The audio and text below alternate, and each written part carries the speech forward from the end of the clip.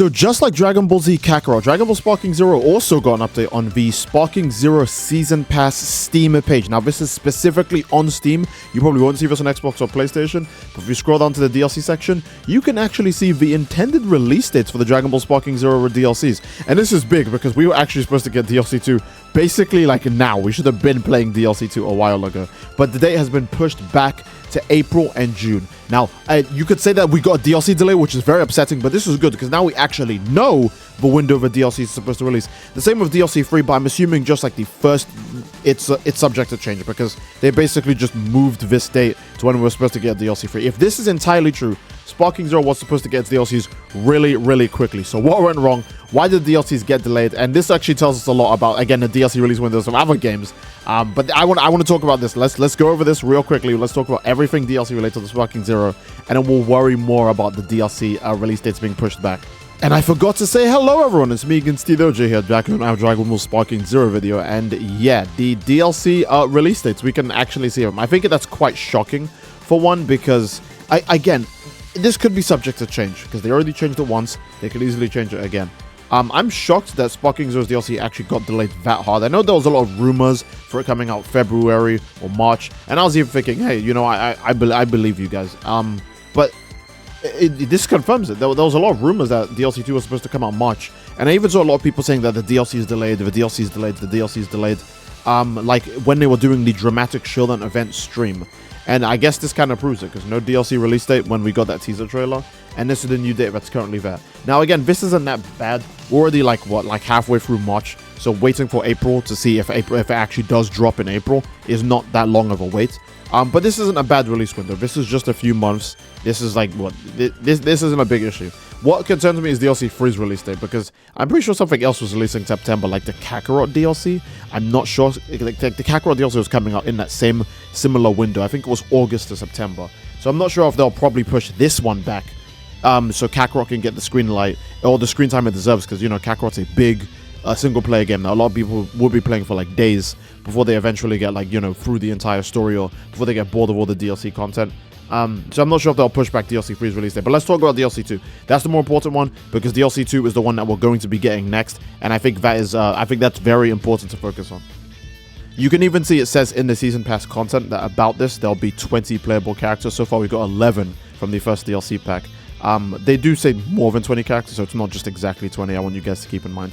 The Season Pass also gives you 3 days early access. Again, do not forget that. And you get the playable characters from the DLC. And even here, DLC 2, it says the second quarter of 2025. So, obviously, again, that would be, you know, up to the 6th month, which is quite long. But most likely, we're going to be getting it in April, I want to say, since the DLC was originally supposed to release from the January to March window. So, most likely, we'll get it in April. We won't probably have to wait till the halfway point of the year. But DLC 3 is very interesting, because that doesn't even release at like the tail end of the year. That's like a September release date for DLC 3. I want to say this is quite shocking. Like the timing of this all coming out is weird. It's almost like the people who are making the games didn't even know they would have to add Super Saiyan 4, because this is just random. Now we already know that we're supposed to be getting Goku and Vegeta, all of their forms in DLC 2, as well as characters like Gloria as well. Why not? Because Gloria was already promised to us, I think even before they revealed Vegeta Mini. So we're going to be getting Gloria as well. Gloria didn't really do that much in the anime. I thought he was going to do a lot more in the anime, which would justify him being like advertised too much with the games, but I guess not. He's just going to get sidelined by the Saiyans, just like everyone else. It is nice to see, though, that the Hero of Justice pack actually didn't seemingly have any delays on it. That one just came out fine, but that makes me wonder if they were supposed to just drop DLC 2 like 2 months after. That's a pretty short release window, but it's kind of justified considering how empty Sparking Zero has been content-wise. If anything, they're probably pushing out these DLCs as fast as they can, seeing the player numbers go down for Sparking Zero, which is very unfortunate for the developers, but for us, we are justified in our reasons for not wanting to play Sparking Zero so much as they intended, right? The content is pretty lacking, so they're trying to get the DLCs out as quick as they can. Even with the delays, they are still trying to get DLCs out as fast as they can. So that says a lot. I think even they're kind of aware that Sparking Zero isn't really it's not really a game that self-sustains its own enjoyment. It needs to have an incentive for you to keep playing it. A reward, you know, stuff like Xenoverse 2 does it well. And I hate glazing Xenoverse 2, talking about Sparking Zero. But Xenoverse 2 does it well. People like going after parallel quests, or new titles that they can equip onto their custom characters from doing tournaments, or just any of these things. Whether they want to rank up in like TP, if they want to get more like TP medals or super TP medals or more points from doing good in raids. Like, people have an actual reason to turn on Xenoverse 2 and play it. For Sparking Zero, you only have to turn it on if you want to, I guess, get to S rank or Z rank or whatever kind of goal you've set for yourself in mind, because unlocking everything in the game is very easy. Just farm the Namek Saga Frieza mission, get 1 billion Zenny, and then buy everything in the store. Unlocking everything in the game is really easy. So there's no actual incentive to keep playing like after that. Not to mention you could just buy every character in the game. No characters or story mode unlock. If there was Gohan Black as a story mode unlock, that'd be justified. That makes sense. But there isn't. So instead they have to throw out these DLCs as fast as they can, and even delay some, probably to make them better to keep up with the demand. Who knows? Maybe DLC 2 was actually just gonna be the characters we see in the teaser trailer, and then they were like, oh crap, we need to do way more, so they delayed it. We have no knowledge if that's actually the case or not. We have no idea what's going on at Bandai Namco. It's just kind of a tragic situation all around for Dragon Ball Sparking Zero. And again, about DLC 3's release date, since you guys are eyeing that one up and I want to talk about that one a bit. DLC 3 was actually supposed to release when this DLC is, like, I guess, projected to come out. But now DLC 3 is obviously coming out a July-September window, which is pretty insane. Again, further on, that's closer to where Kakarot releases its DLC. But if, they do what they need to do to get the DLCs out in time, DLC 3 should hopefully be the easiest one to make. I say that because unless if they include, like, every single DAIMA character, it should just be focused on, like, Gotma, Super Saiyan 4 Goku, Super Saiyan 3 Adult Vegeta. Super Saiyan 4 Goku is also an adult, by the way. I don't know if I need to say that. Maybe Tamagami 1. And maybe a Daima Goku that goes from base form to Super Saiyan 1, 2, 3, and then 4. But most likely, I think they will just make a Daima Goku costume for End of Z Goku. Like, for Z End Goku, right? Speaking of End of Z, why have we still not got the End of Z gi? Where I'm not going to get mad at that, but it's kind of concerning. Oh, that's actually a good point. Do you guys think Super Saiyan 4 will actually get added as a transformation onto End Z Goku? Or do you think they'll make an entirely separate Daima Goku that just turns Super Saiyan 4?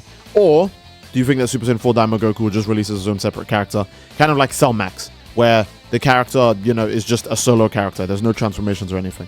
Because I don't know how they'll actually plan to do this character. It's kind of hard to make up moves for his Super Saiyan 1, 2, 3, and 4. Well, not for 4, but Super Saiyan 1, 2, and 3, since he doesn't actually fight as an adult. It would be easier to just make that a costume for End Z Goku.